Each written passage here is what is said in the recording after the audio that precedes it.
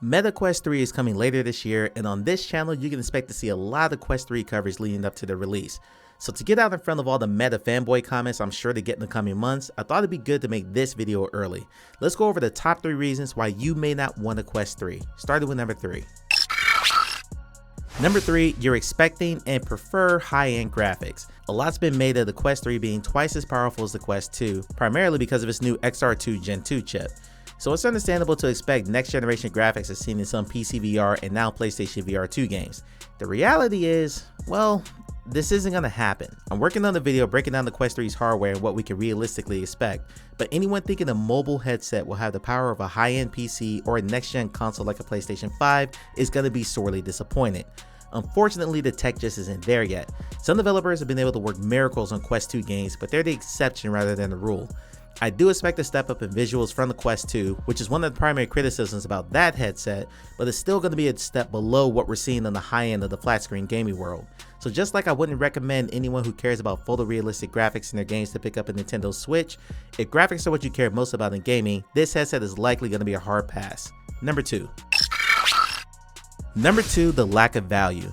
The Quest 2 was and is a revolutionary headset. It's the best-selling VR headset ever made, opening up VR to millions of people who otherwise would never have thought about giving it a try. Having said that, I can't see the Quest 3 holding that same market value to consumers.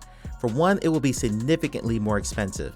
Meta subsidized the price of the Quest 2, initially selling it for $300 just to gain market share. Recent comments from multiple Meta executives have said they're not likely to repeat that strategy with the Quest 3. Reports are it'll retail for upwards of $600, double the initial Quest 2 price and more expensive than the base models of the Nintendo Switch, PlayStation 5, and Xbox Series S. If I'm honest, I feel like Meta did create some skewed expectations on how much VR headsets should cost with how they priced the Quest 2. Recent offerings like the PlayStation VR 2 and HTC Vive XR Elite have been heavily criticized for their price tag, despite those being closer to realistic price points if a company is trying to turn a profit on their hardware. Meta lost money on every Quest 2 unit they sold and made up their losses in sales of games and microtransactions. On top of that, while it will feature full color pass-through for mixed reality experiences, it will not have IR face tracking.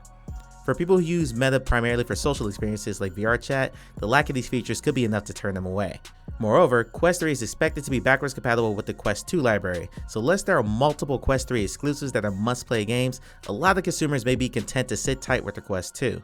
Oculus Publishing, Meta's publishing ward, is said to be working on more than 150 games, but how many of those will be built and optimized for the more powerful Quest 3? We have no idea.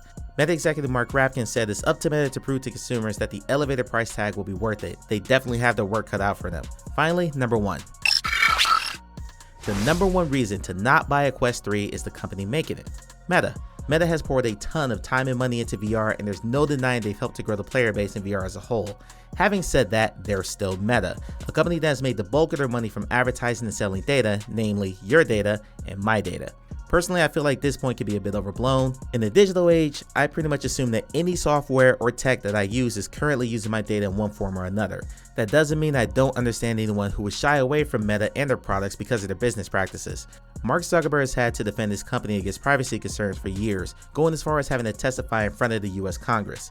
Meta's also made no secrets of its ambition to grow Meta far beyond gaming, turning it into the next smartphone. They coined the phrase metaverse, a term that gets grossly misused and overstated to the point where I, a VR enthusiast, am tired of hearing it. All this is to say, unlike a company like Sony released a PSVR 2 purely as a gaming device, Meta wants its products to be in everyday use for things like fitness, education, workplace productivity, and many other uses outside of gaming. Quest 3 will also have a heavier emphasis on mixed reality, which is inherently less immersive than full VR. For VR gamers, depending on how hard Meta pushes mixed reality, or meta reality, as they're currently calling it, this may be another turnoff. I'm going to be doing a lot of Quest 3 content going forward on this channel. You can expect future videos breaking down the hardware and any news we get about the headset itself or the games. So this video was an important one, as this headset honestly may not be for everyone, depending on your expectations and your level of enthusiasm for VR. While I personally am excited for Meta's next offering, I don't expect everyone else to be. Having said all that, I'd love to get your feedback down in the comments. Are you excited about Quest 3 or will you be taking a pass on it? If you enjoyed this video, please consider subscribing for more VR content. Thanks for watching. I'll see you in the next video.